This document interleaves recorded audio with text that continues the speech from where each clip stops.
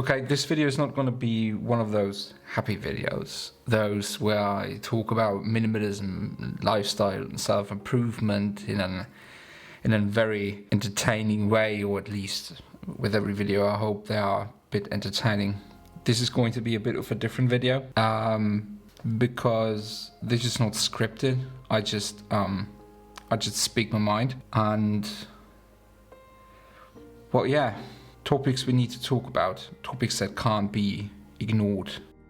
In this video I want to talk a bit about the last 4 weeks of mine and what I've been up to. So now you're probably wondering, well, Simon, you uploaded a new video every week, so what are you talking about? You were just on a social media detox.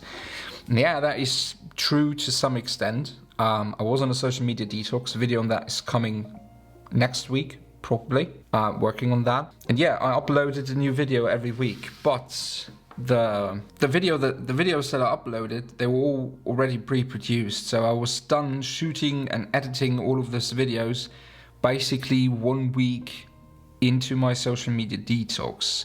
Well, like 2 weeks where I produced like 3 videos and uploaded them, but scheduled them like week to week, so not multiple videos for weeks.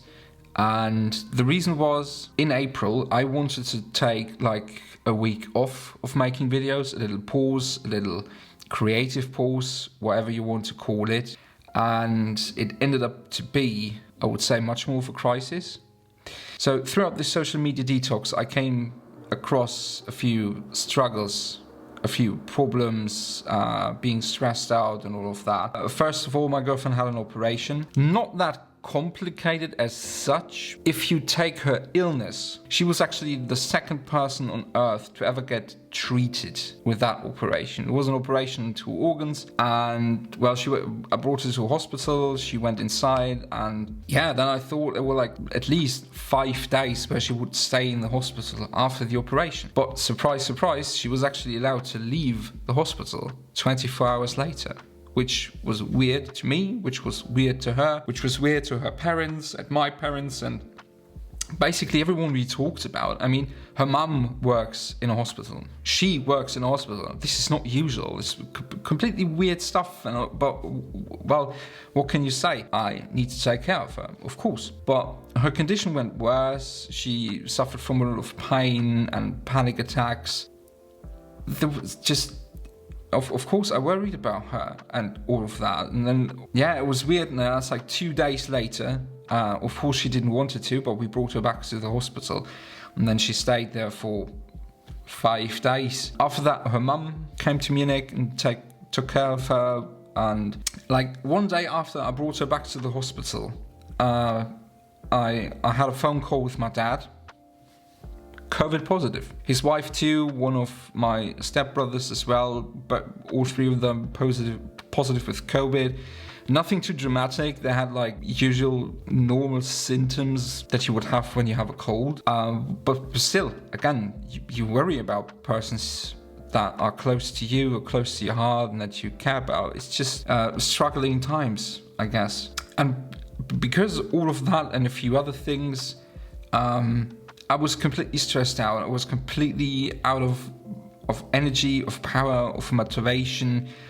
And all of this, like a snowball rolling down the hill, it got more and more and more and more. My habits suffered completely on that. I started to eat like shit, like McDonald's again. I didn't work out as much as I used to the weeks before. I was still able to keep that morning walk going, but I didn't do yoga. I didn't do high intensive interval training, and completely stopped practicing guitar. I haven't practiced with that one in about 4 weeks, and yeah, I felt miserable and was worried and stressed out. Yeah, I said that already. Actually, it was planned to be 1 week off of making YouTube videos, of being creative, of being productive. I haven't done anything creative or productive actually in the last 3 weeks. So, yeah. that was what was going on. And because of all that, and me now trying to get back on track with, I thought it would be a good idea to talk about struggles, to talk about problems, to talk about not feeling well, not feeling okay, being depressed, or whatever you want to call it, whatever you might suffer from in times like these. Because the truth is, no matter how well organized your life is, no matter how good your goals are, just take me for an example. Me having this goal to be the most happy in the most situations, most moments, most minutes and seconds of my life. No matter what you do, it's no matter if you do meditation or being a minimalist or living vegan or being physical active, no matter what you do, there will always be times that make you feel terrible. They will always be there, and there's nothing you can do against them. I have a very long history on psychological problems. What I've learned so far in my life is that it is completely okay to don't feel good. It is okay to be depressed. It is okay to not being the happiest every time. But it's very important that you don't take times like these as something normal, something that you need to get used to because that's just a part of you. This really brings you in a very, very bad situation over times. And that's what I did for very, very long time, for many, many years in my past. Always when I felt like depressed and struggled and stressed out, I always thought like, yeah, that's just me. That's just how I am, and I need to take it. And this is the fucking worst. And in times like these, I always realize that my mind tries to fall back in old and very dark habits. For me, and I think for everybody else, it is important to first accept that you can't be always happy, but not accept this as a normal, as a standard. It's okay to feel sad, it's okay to cry, it's okay to struggle, it's okay to have a bad day, but never take it as something that is a part of you. I think it's very important that you always try to fight it. I mean, if you feel bad, if you cry, do that. Just do it. But then fight it. This is not you. This doesn't have to be you. I went to therapy for, I think, 2.5 or 3 years, where I learned to question my behaviors when I feel bad. And this is very important, that you kind of analyze, why are you feeling bad? Why are you reacting like this? What you are trying to achieve with that? Because all of that is mostly very unconscious things. So it is important that you bring it to your conscious, that you think about this very openly and very clearly. And this is something that helped me for the last few years after the therapy, to not completely fall back into where I've been. In the last 3 weeks, while not feeling so well, I always brought back to my mind that this isn't me. This isn't me normally. This is not the standard. This is not regular. It's okay that I don't feel bad, but I need to fight it. I need to get back on track. I need to get back to being happy. So how can you fight it? Well, first, I think it's ignoring the problems as such doesn't help you anyway, because they're not going to go away by themselves. Analyze the problems, analyze the struggles, and then try to find solutions for all the problems. What also can help is talk to family members, talk to a friend, talk to someone that you can trust. It's not something that I like to do, because it's when I don't feel good, I don't want to see or talk to anyone, literally. And I know this isn't good as such. I probably should be more open to open up, but that's something I'm working on.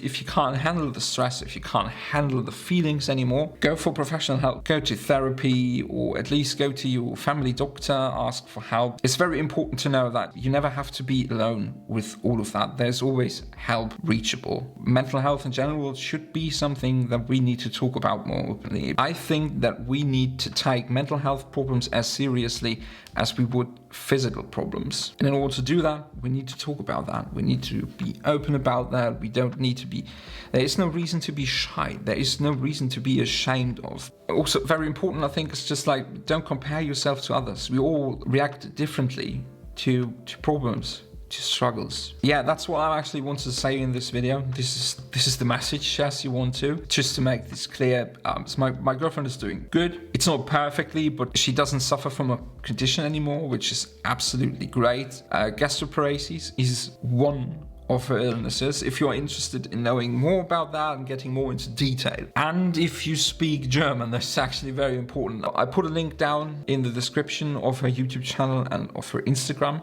Just go check it out. My dad and his wife and my stepbrother, they're doing well again, tested negative, they're allowed to go outside again, no long-term side effects or whatever, so this is great as well. And for me personally, not willing to take these struggles anymore. So I would say the only thing left to do now is to, get back to where I started, get back into being productive and being creative. And you know what? I actually think it's time for a few more changes.